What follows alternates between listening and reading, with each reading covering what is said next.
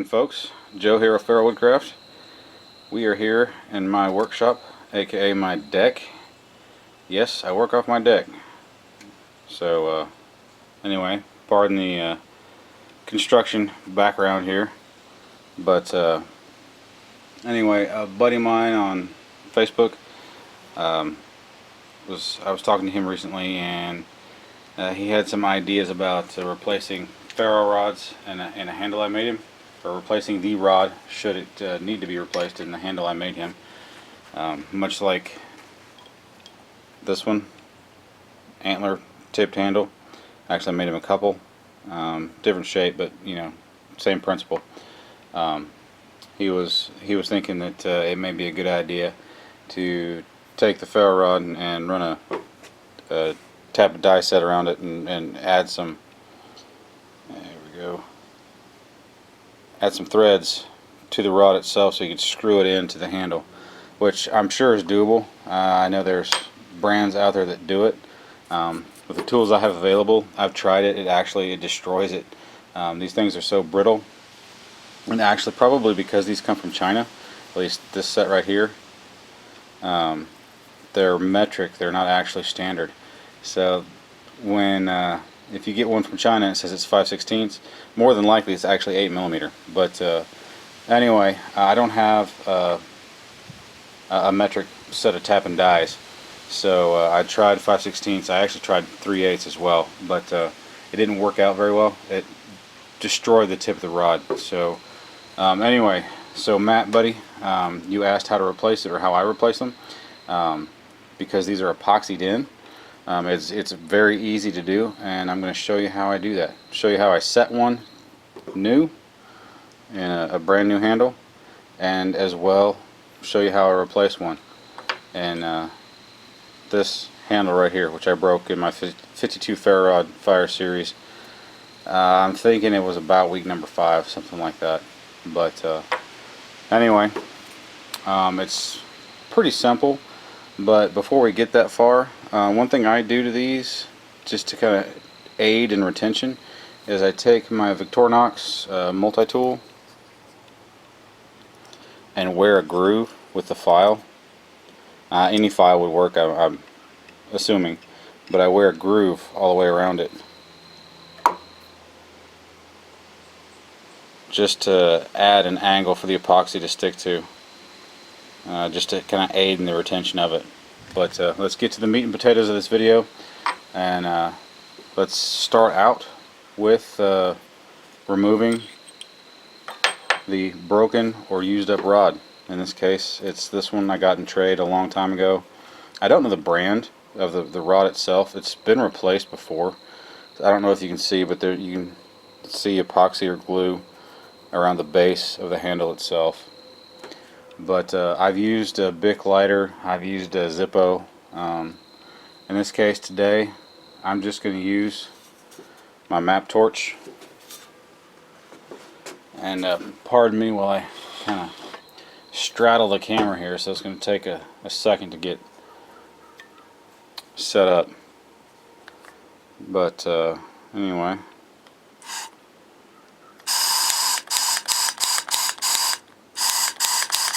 Wasn't that nice for anticlimactic there?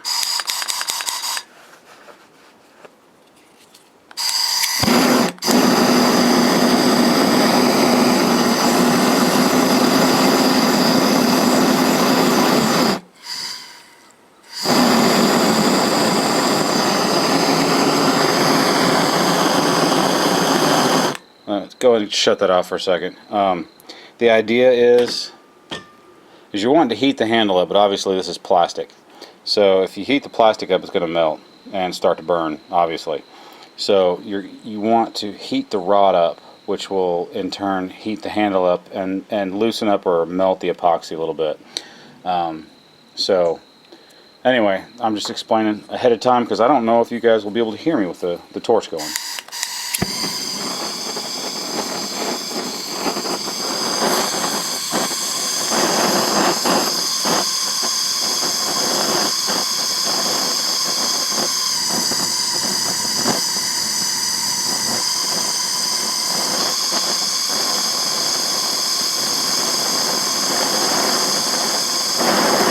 can hear me, I actually don't think this is epoxy.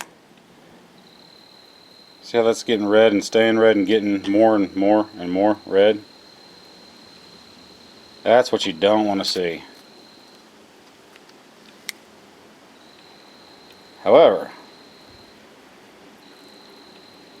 there you go. Now I've had some discussions with other folks online about how the heat just seems to go even after, keep on increasing after you take the heat off of it on these rods. Some kind of chemical reaction. I'm assuming that's a magnesium, a chemical reaction with magnesium and whatever other metals they put in these rods. It's almost like it's burning out a little bit, I guess. If you can see it, it's growing in size, and it's just now starting to cool off a little bit. But you got to be very, very careful at this stage if you get it too far, like I just did, because you will, if you drop, if I wiggle this a little bit, that red lump at the top, it'll fall off and just not really explode, but splatter and just start catching stuff on fire. Let's go ahead and get rid of that.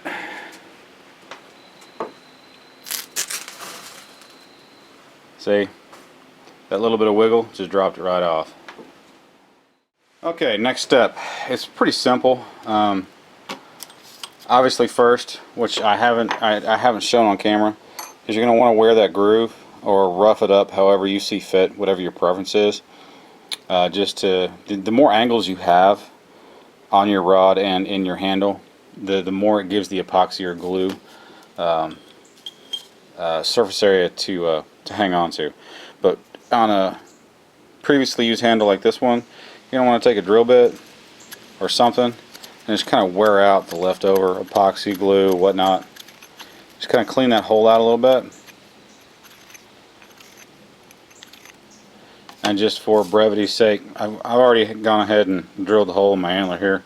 It's not exactly perfect, but you know, on something like this, how are you going to get that perfectly centered?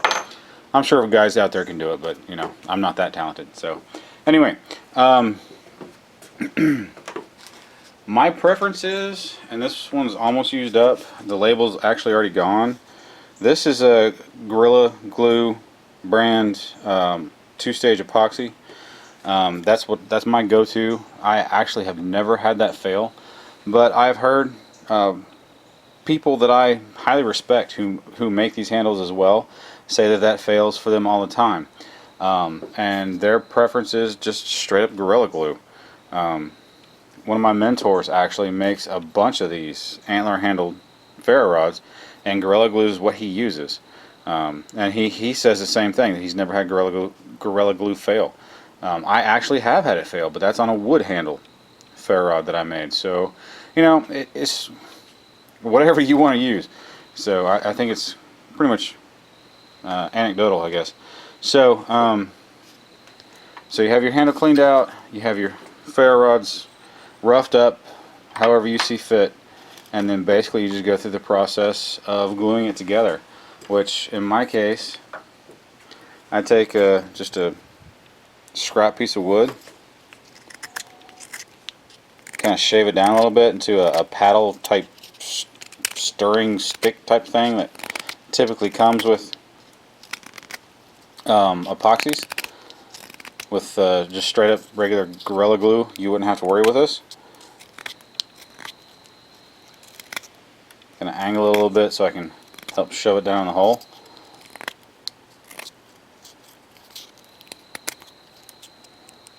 And alright, now I'm going to use epoxy today because that's what I like to use. But again, that doesn't make using Gorilla Glue, if I can speak, Gorilla Glue wrong. It's wherever you prefer.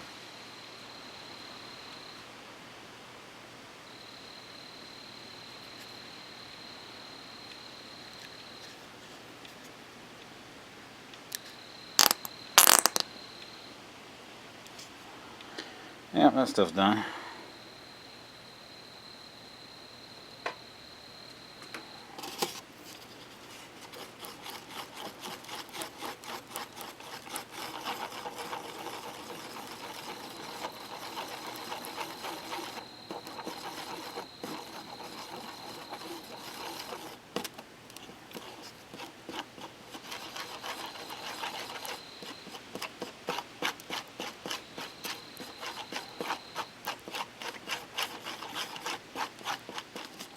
I do is just scrape off some of the epoxy. And if you're using glue, it'll be easier because you can just stick the spout in there and squeeze. Now you don't want to get it too full, or you won't be able to get your rod in there if the hole is so tight that it's airtight. There'll be no place for that epoxy or glue to go. Alright.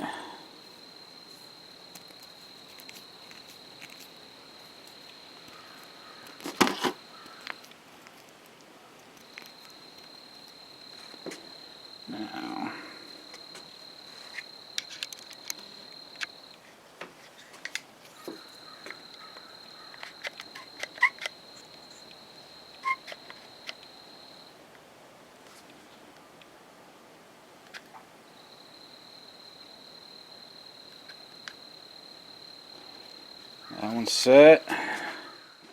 Now at this point, you're going to want to remove any extra epoxy you can get off, because once it's set, you can get it off. It just makes it a lot easier to get it off now.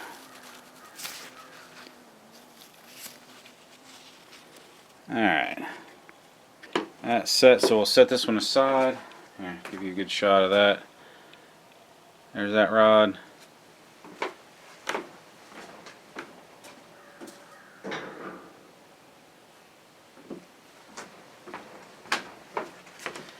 And now this one.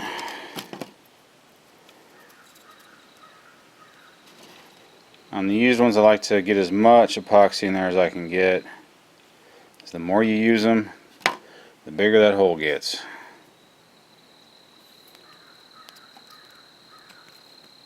Just shove that sucker down in there.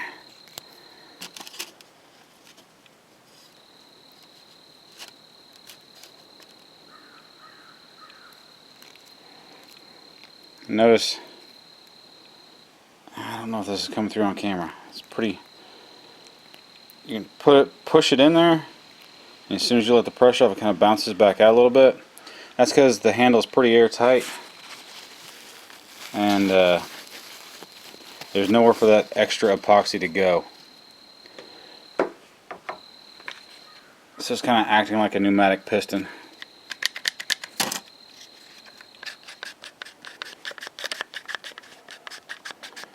But that's where these clamps come into play. Now force that baby down in there.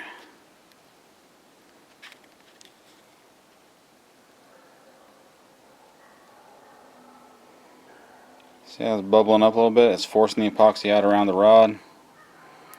That is exactly what you want to see. Now with a bone or wood, you can't get as hard on it as I am with this plastic one, because you will break it.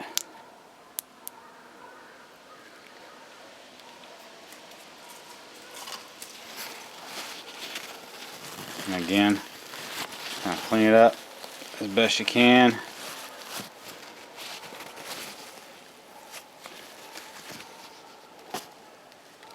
And there you have it, my friends.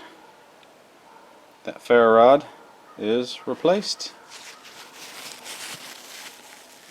Now, you know, the package says 5-minute epoxy, but I always give it, I may take it out of the clamp in about 20 or 30 minutes tops. I mean, that's as soon as I would take it out, usually several hours. But before I actually put any pressure on it and use it as I would normally, I give it at least 24 hours just to go ahead and set all the way down in there.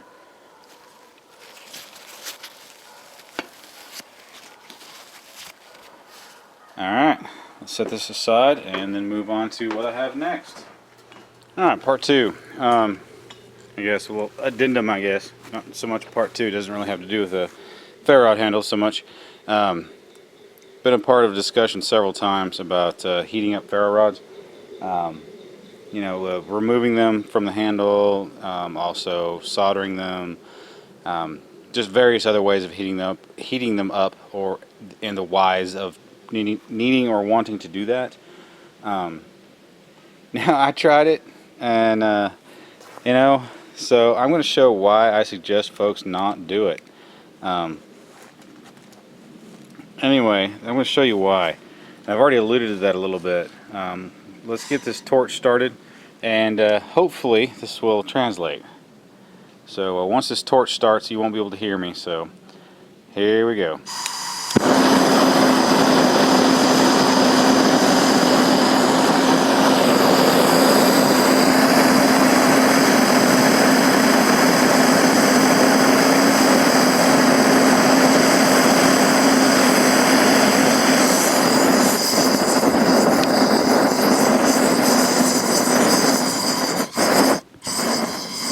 And notice how the red grows. It just keeps on getting hotter and hotter and hotter.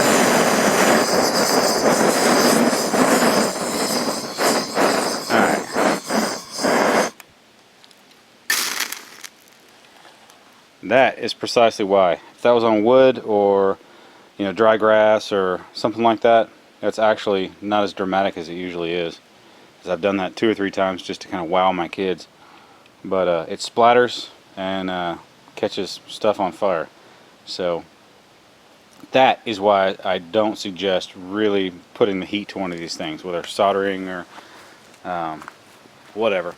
Anyway, like I said, just a short little addendum there. Anyway guys, thanks for joining me. I appreciate it, and hope you all have a good week, and we'll see you next time.